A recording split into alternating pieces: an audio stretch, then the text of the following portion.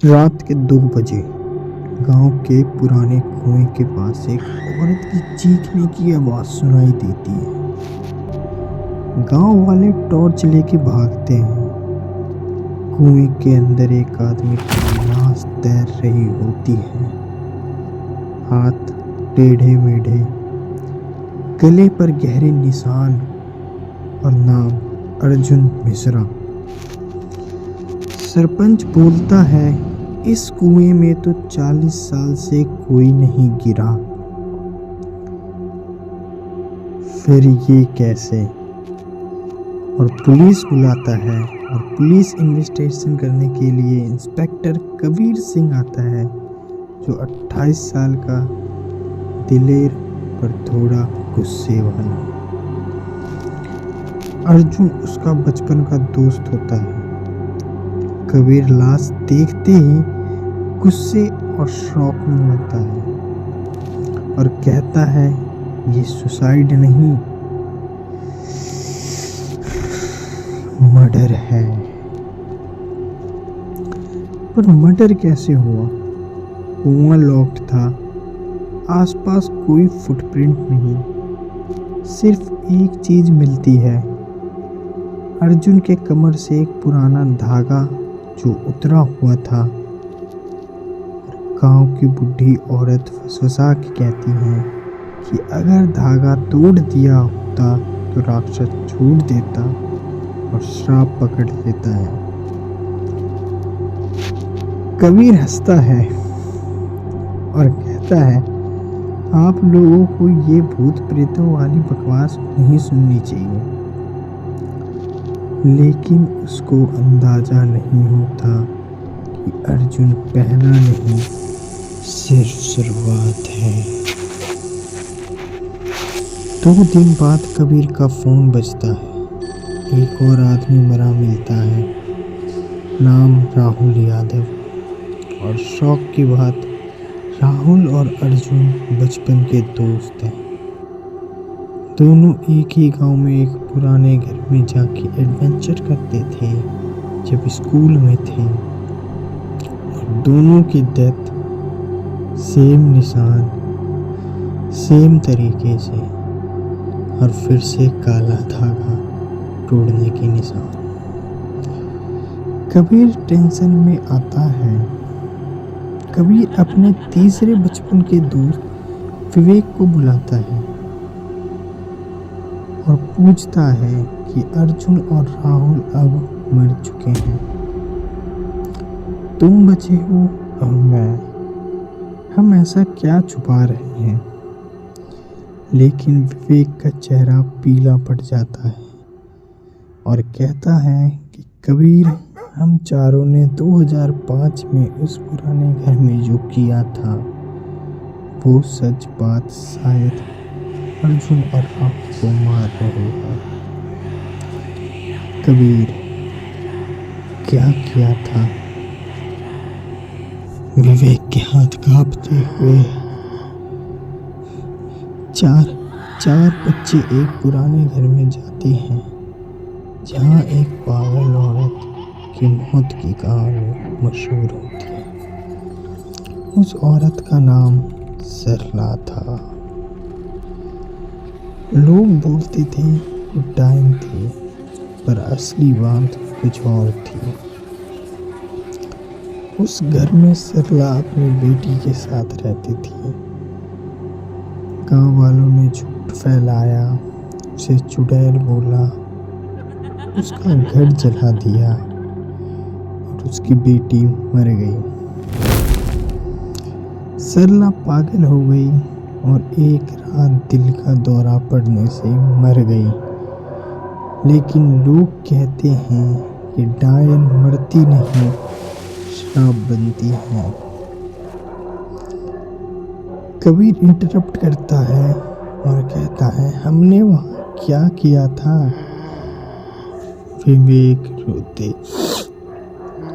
रोते हुए, कबीर, हमने उसके अस्थियों का मटका गिराया था मजाक में और उसमें बंद काला धागा तोड़ दिया था। जो धागा उसके श्राप को बंद रखता था, हमने ही खोला। जो हमने तोड़ा वो हमें टूट रही है।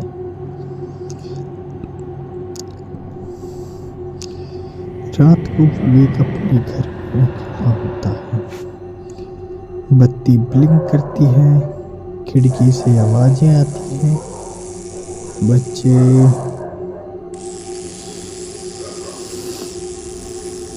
मेरा क्यों तोड़ा था। विवेक जल्दी से कबीर को फोन लगाता है और सिर्फ सांसों की आवाज आती है। कबीर हेलो। विवेक बैकग्राउंड, एक औरत की चीख और फिर फोन कट। विवेक की लाश मिलती है, उसका गला भी उल्टा टेढ़ा और उसके चेहरे की दीवार पे ढंग से लिखा होता है, एक बचा है। कबीर शौक में, क्योंकि ये श्राप अब पर्सनल हो गया था। कबीर पूरा रिकॉर्ड देखने लगता है। उसको एक पुराना पंडित जी मिलते हैं जो उसको सही और असली बात बताते। वो बताते हैं कि सरला डायन नहीं थी, गांव वालों ने उस पे गलत इल्जाम लगाया और उसे मारा।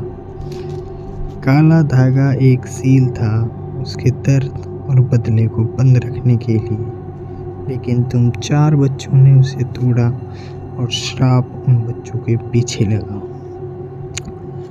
किलिंग पैटर्न सबका फिक्स है।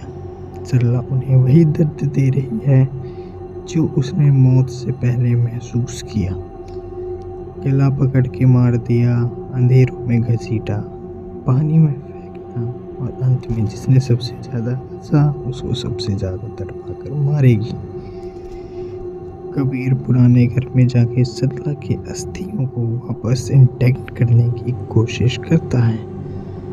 रात का टाइम, घर से बत्ती जैसे चिंगारी निकलती है।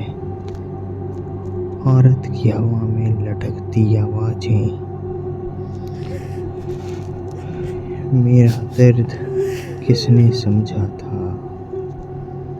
कबीर कहता है, हम बच्चे थे, हमसे गलती हुई, तुमसे माफ़ी मांगता हूँ। पर सरला की आत्मा गुस्से में, गलती बच्चों की नहीं, उनकी है जिन्होंने मुझे जलाया। तुम बस किस्मत के धागे में बंधे थे। सरला ने फिर उसको बताया कि उसने उसके दोस्त को रिवेंज में नहीं मारा, कि डेथ सैक्रिफाइस थी। जिस मंदिर में सरला की बेटी की अस्थियां रखी हुई थी उसमें एक रक्तदान चाहिए था ताकि बेटी की आत्मा को शांति मिल पाए। उस पेन को शांत करने के लिए उन 4 बच्चों का धागा तोड़ना जरूरी था और कबीर अब आखिरी बचा था। कबीर समझ जाता है कि उसकी डेथ प्री डिटरमाइंड थी।